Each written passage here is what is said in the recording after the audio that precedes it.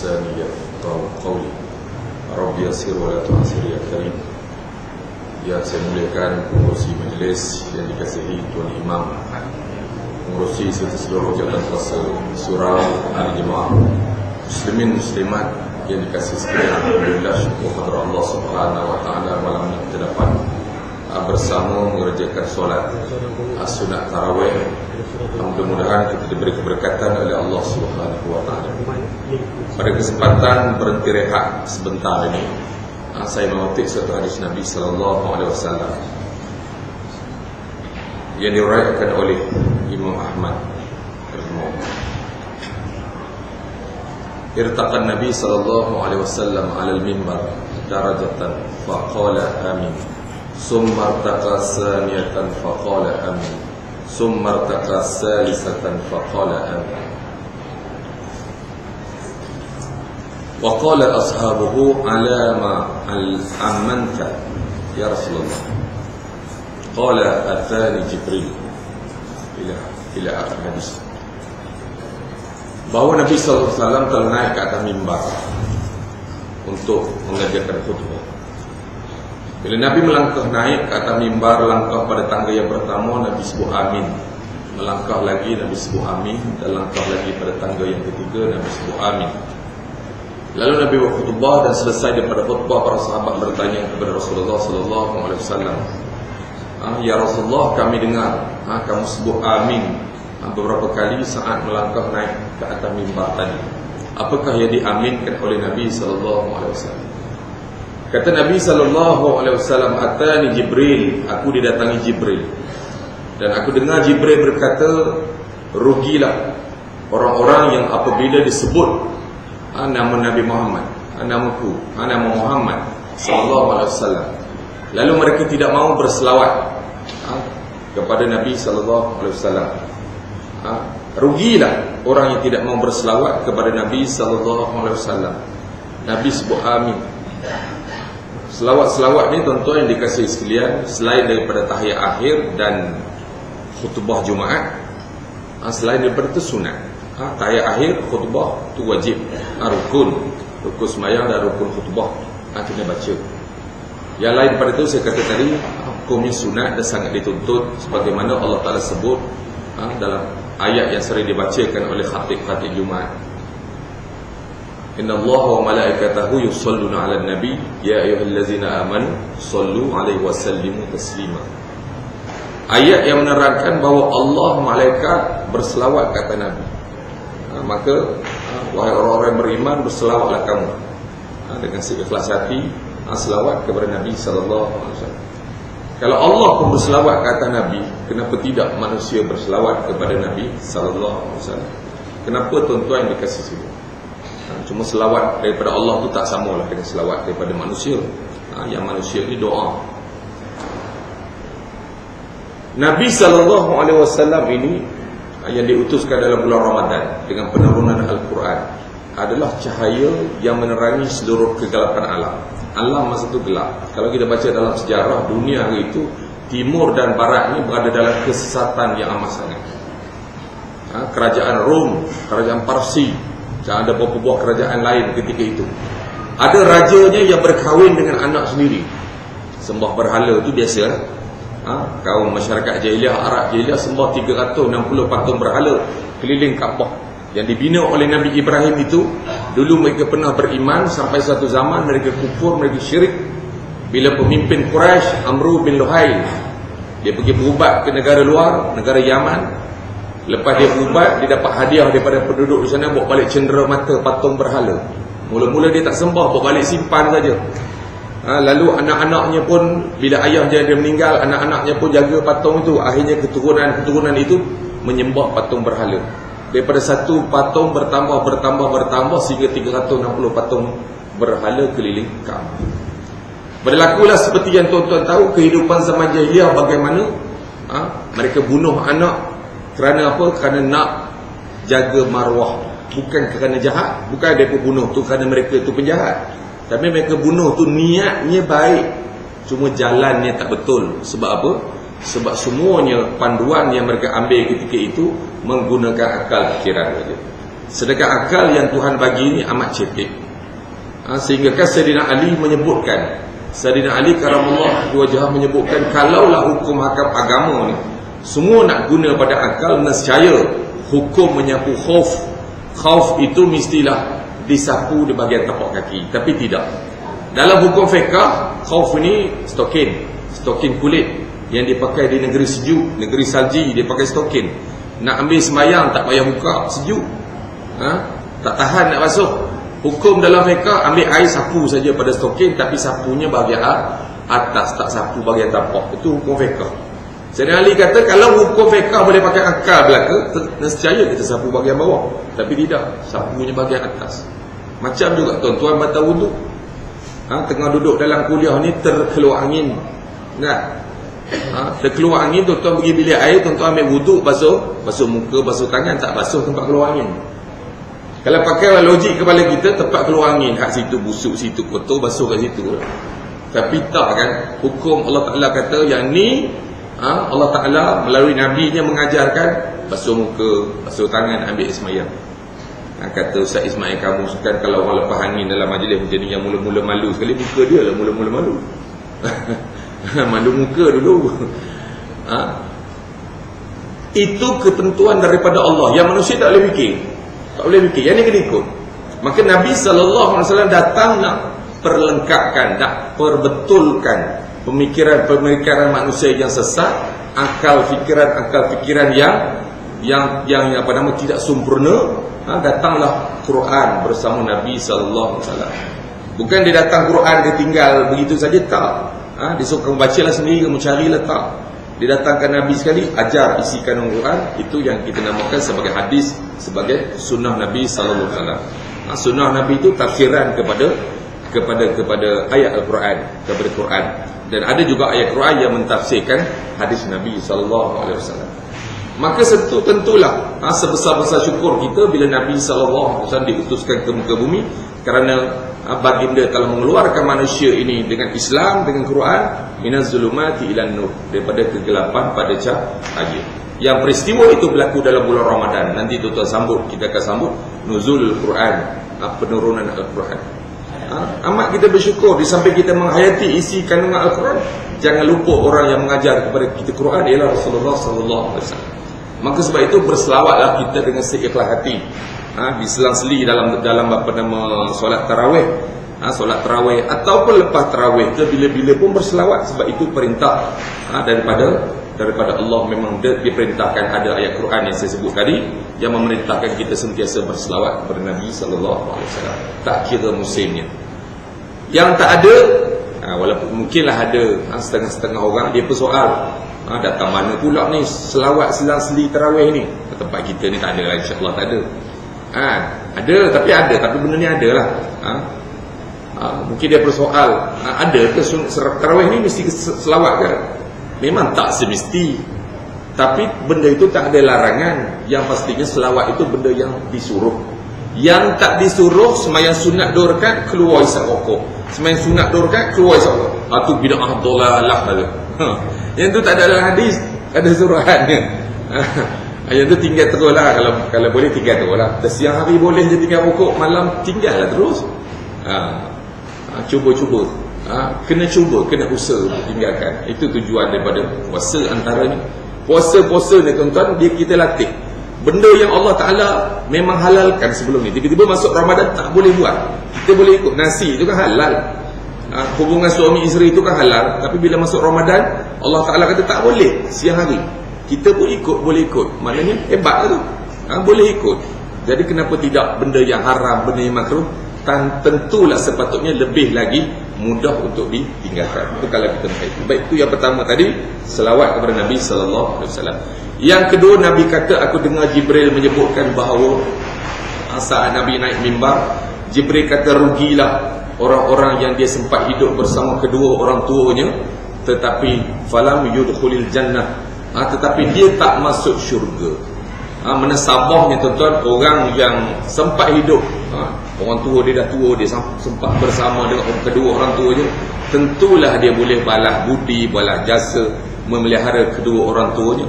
Tapi Jibril kata, malang, rugi sungguh dia sempat hidup dengan kedua orang tuanya, tapi dia tak masuk syurga. Bila tak masuk syurga ni, masuk neraka lah lawan dia. Dia tak ada bila tak masuk syurga tu tunggu duduk kat luar sampai terbuka, tak masuk syurga duduk neraka. Tunggu dalam neraka lah. Itu dia. Sebab apa tuan-tuan? Sebabnya pastilah antaranya kerana anak-anak yang tidak dapat membalas jasa budi ibu bapa, anak-anak yang kita katakan anak derhaka pada akhir zaman yang cukup banyak, yang telah diperingatkan oleh malaikat Jibril walaupun dia sempat bersama orang tua dia. Saya ingat saya pernah sebut dalam kuliah yang sebelum ni saya datang, bagaimana tuan-tuan kalau tuan-tuan tengok dalam TV hari raya nanti insya-Allah ada siar, selalu dia siar hari raya kisah orang tua-tua beraya di rumah kebajikan, rumah orang tua-tua Seri Kenanga dan sebagainya lagi. Mereka duduk rumah orang tua-tua bukan sebab tak ada anak, bukan sebab mereka miskin. Sebahagiannya ada anak tapi tak ada anak yang sanggup jaga. Anak lelaki nak jaga takut bergaduh dengan isteri dia, yang isteri nak jaga takut suami dia tak suka. Jadi daripada bergaduh-bergaduh, mak ayah dia kata tak payahlah, tak payah bergaduh, hantar kami kat pusat rumah kebajikan, kami duduk sana, korang hiduplah korang, kami nak hidup kat sini. Itu yang berlaku tuan-tuan sebenarnya. Sedih kadang-kadang bila kita dengar 10 orang anak mak ayah boleh jaga daripada lahir sampai masuk universiti sampai kahwin, tapi 10 orang anak belum tentu boleh jaga 2 orang ibu bapa. Belum tentu boleh jaga 2 orang ibu bapa. Ibu yang sejati, ibu yang melahirkan anak ni, dia punya satu perasaan kasih sayang yang tak boleh kita nak banding, tolok banding, dia tak ada ibu. Sebab itulah hebat-hebat atas muka bumi ni, segala benda pakai ibu tak pakai bapa tuan-tuan. Apa dia? Orang pakai ibu sawat tak pakai bapa sawat ni. Ibu pejabat tak ada kerja mana? Ibu pejabat kerja mana? Bapa pejabat ada. Tak lekat nama bapa. Sebab apa? Besar je jaksa ibu, semua ambil ibu. Ibu pejabat, semua pakai ibu macam-macam lah. Ibu gula tak ada pakai bapa gula kan? Nak buat jeruk. Ibu gula, apa lagi? Ibu jari, tak ada bapa ke jari ya? Walaupun jari itu jari ayah, jari laki, tak ada pula ni bapa jari, ni mak jari, tak ada. Dia ada ibu jari, dia tak ada bapa jari. Sial. Tapi nak gambarnya, kebetulan, benda tu kebetulan. Mana hebatnya bila sebut ibu tu cukup hebat. Yang Nabi sebut, siapa yang kamu kena taat, yang kamu kena taat, kasih sayang pokoknya, ibu. Yang kedua ibu, yang ketiga ibu, yang keempat baru ayah. Jauh kedudukan dia. Tapi anak-anak yang ada ni jangan dia memilih-milih pula. Tak boleh milih-milih, tapi nak kiranya besarnya darjat seorang ibu, maka kenalah kita ni bertanggungjawab. Mungkin ada kalangan kita yang ada ibu bapa yang tua, ambil perhatian hari ini, termasuk anak-anak kita, dan kita yang ada anak-anak juga ambil perhatian benda ni. Kita kena usaha untuk lahirkan anak soleh. Yang ni yang saya dan sahabat-sahabat yang kita round Kuala Lumpur ni bulan Ramadan, dah beberapa bulan lepas dah, tapi saya dah cuti 3 bulan buat muzur balik pada tempat tuan-tuan, untuk cari dana pendidikan yang tuan-tuan sumbang. Untuk apa? Untuk lahirkan anak-anak soleh. Hari ni nak cari anak soleh bukan senang tuan-tuan. Nak cari anak soleh susah. Kalau nama Saleh je ramai lah anak Saleh, tapi anak soleh susah nak cari. Susah nak cari. Kadang-kadang anak ustaz pun tak jadi ustaz, belum tentu jadi ustaz. Jangan seronok sangat. Jangan saya dia ustaz, tak kisah lah, anak kukir lah tu. Anak tu imam, kadang-kadang dia teruk lagi, pening kepala tu imam. Contoh, bukan tu imam sini, tu imam dekat Amerika. Baik tuan-tuan, jadi kita kena usaha lahir anak soleh.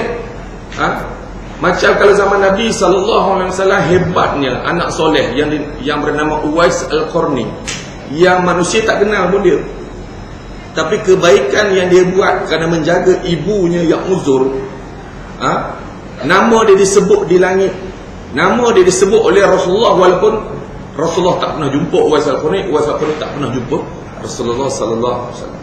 Satu ketika Uwais Al-Qarni dia minta nak pergi jumpa Nabi sallallahu alaihi wasallam. Dia hidup zaman Nabi, tapi dia duduk jauh di Yaman. Yaman ke Mekah, tapi Yaman ke Madinah ni saya tak tahu. Jauh dia zaman itu, sebulan 2 bulan ke perjalanan, wallahu alam. Jauh lah, teramat jauh nak pergi. Dia minta izin, mak, saya nak pergilah jumpa sekali Rasulullah sallallahu alaihi wasallam.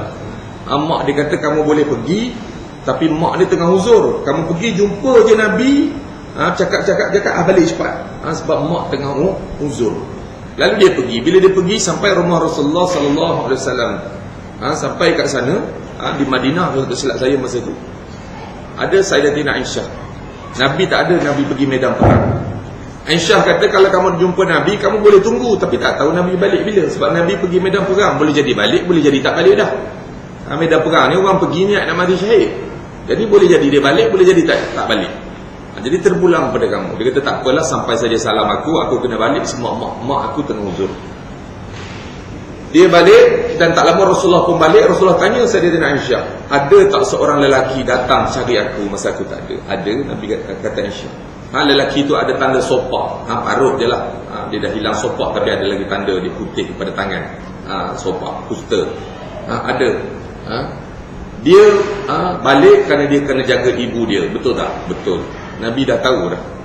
Nabi kata inilah dia Uwais Al-Qarni, yang manusia di bumi tak kenal, tapi makhluk di langit, malaikat menyebut-nyebut namanya. Dia dikenali di langit. Nabi sebut di hadapan para sahabat, di hadapan Sayyidina Abu Bakar, di hadapan Sayyidina Umar. Nabi kata Uwais Al-Qarni akan datang lagi mengerjakan haji.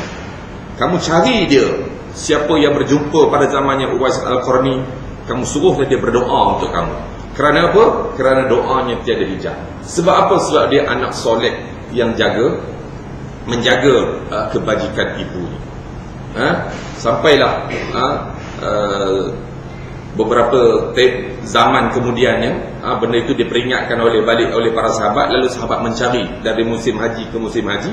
Jumpa bila? Jumpa zaman Sayyidina Umar. Mereka pergi ke kemah Yaman, tanya, cari-cari jumpalah orang yang gambarannya macam Uwais Al-Qarni. Lalu ditanya Sayyidina Umar, siapa nama kamu? Dia kata nama aku Abdullah. Apa dia Abdullah? Hamba Allah. Dia kata nama saya Abdullah. Umar kata aku pun Abdullah juga. Macam kita semua Abdullah kan, hamba Allah. Lalu ditanya lagi, dia pun perkenalkan diri, nama dia sebenar saya pun tak ingat. Nama sebenar dia bukan Uwais Al-Qarni, itu gelaran. Lalu Sayyidina Umar kata kamu berdoalah untuk kami. Terkejut Uwais Al-Qarni. Dia kata pasal apa pula saya yang kena doa? Patut tuan khalifah, tuan sahabat Nabi, tuanlah doa untuk saya.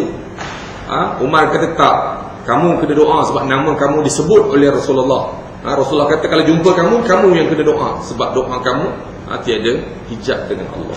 Dia pun berdoa untuk para sahabat ketika itu. Mustajabnya doa seorang anak soleh. Ini anak soleh yang kita nak lahir, yang bukan senang, tapi kena buat, kena usaha, kena bantu tuan-tuan. Tuan-tuan kena bantu kami untuk usaha melahirkan anak-anak soleh tuan-tuan. Tuan-tuan ada kisah orang Jepun. Orang Jepun ni ada satu budaya dia, cerita dulu-dulu. Bila ibu dia dah tua, tak larat dah dia nak jaga, dia akan bawa ibu dia letak kat hutan. Nak mati ke apa, tinggallah kat hutan. Duduk dengan dia menyusahkan, dia hantar ke hutan.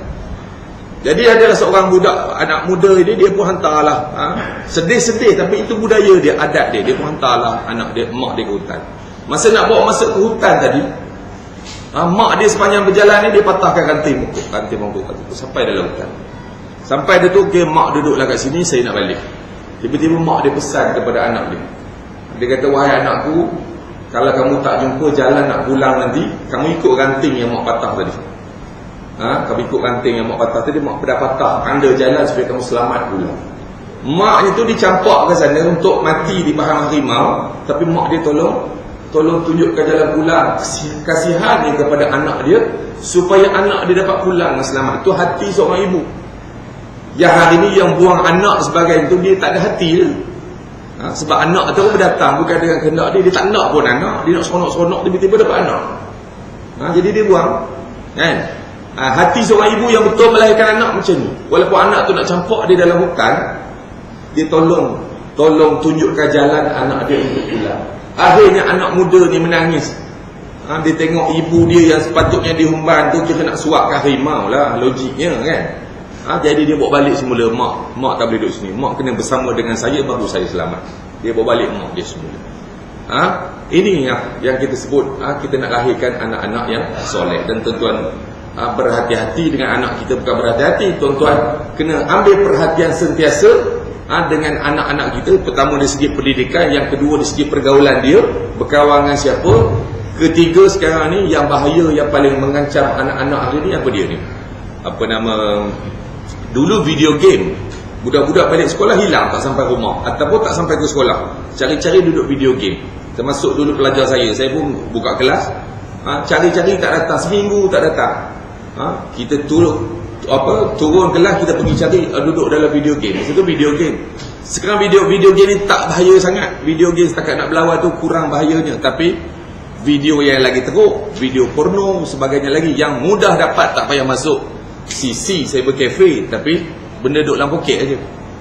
Dah mak dia sayangkan nak belikan handphone, anak dia masuk ke internet sebagainya lagi. Semua dalam tu ada beribu-ribu, ratus ribu, juta channel-channel yang merosakkan remaja. Kalau dia duduk rumah ada berapa stesen TV, kita boleh pantau lagi dia tengok TV. Tapi bila dia guna benda tu, kita tak boleh pantau. Jadi kita ambil perhatian benda-benda ini supaya anak-anak kita menjadi anak-anak yang soleh dan tidak rosak masa harapan dia. Yang ketiga tuan-tuan, nak kena laju sikit kan, sebab belum habis lagi kan, 4 rakaat lagi.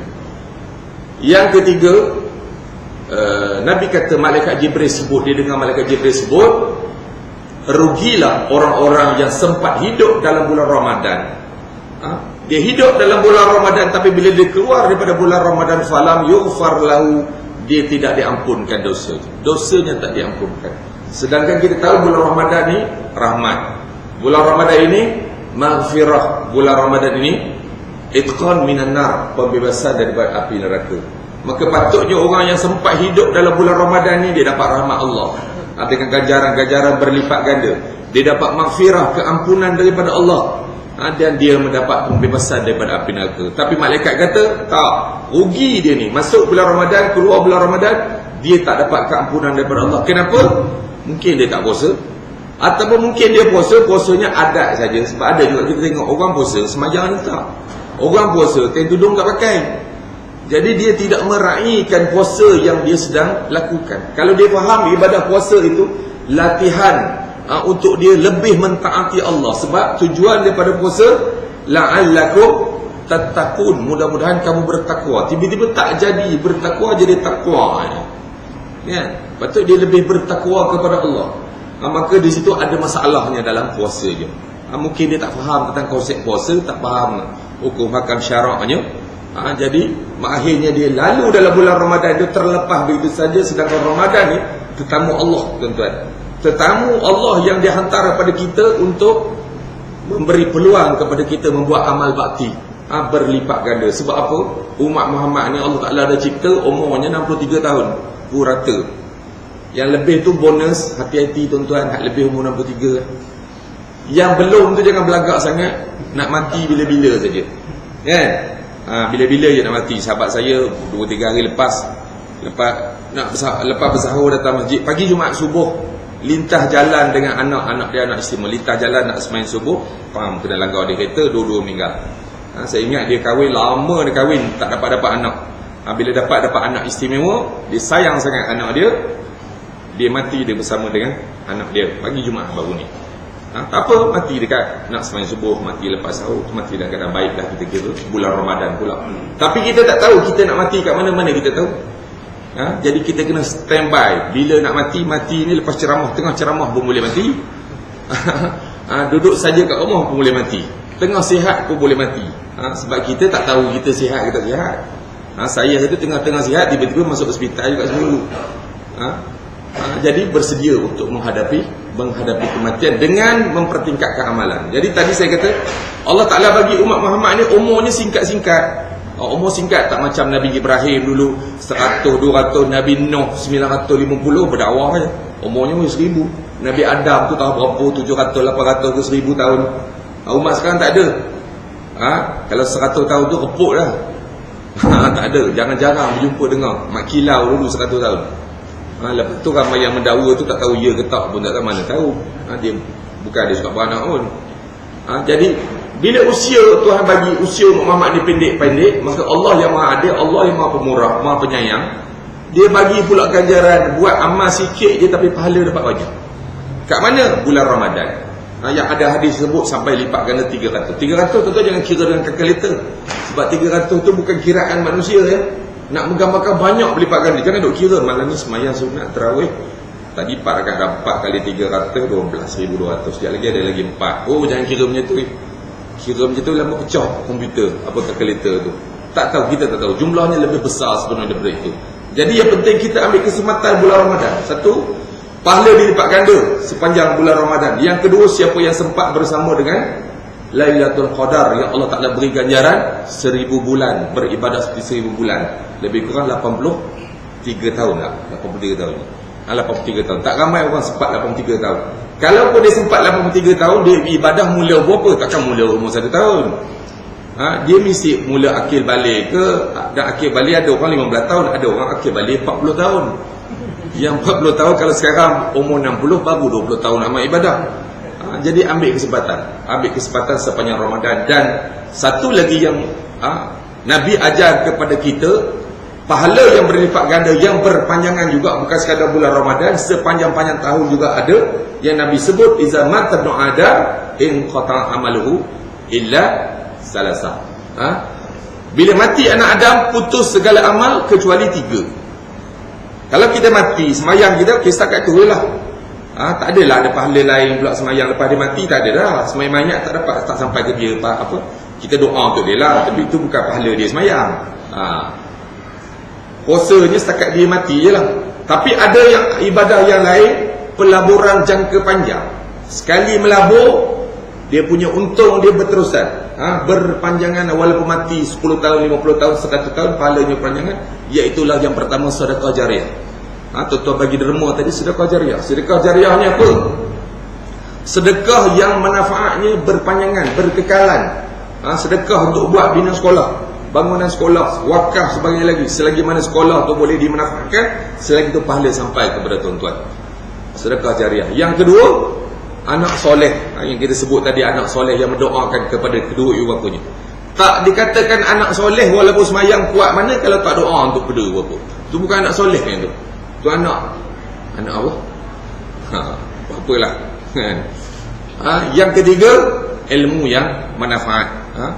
Yang dimanfaatkan, yang beri manfaat, yang selagi mana ilmu tu digunakan oleh orang, disebarkan, dipanjangkan lagi, maka berpanjanganlah pahala orang yang menyampaikan ilmu tersebut. Tuan-tuan yang dikasih sekalian, saya rasa masa dah melebihi, telah mencemburi. Istilah dululah kalau pidato, masa telah mencemburi, kan? Jadi saya berhenti setakat ini untuk kita sambung semula tarawih kita sampai habis. Tarawih ni dia ada 8 rakaat. Kalau di Negeri Sembilan dia buat 10 rakaat. Tuan-tuan tak bisa jumpa lah. Itu tarikat Ahmadiyah dia buat 10 campur witir 3. Ataupun tuan-tuan buat 20 campur witir 3. Atau malam-malam pun witir 1. Tapi tarawih 4 rakaat ada Jadi jangan balik lagi yang belum habis tu. Tambah-tambah tarawih 2 rakaat je lagi tak ada.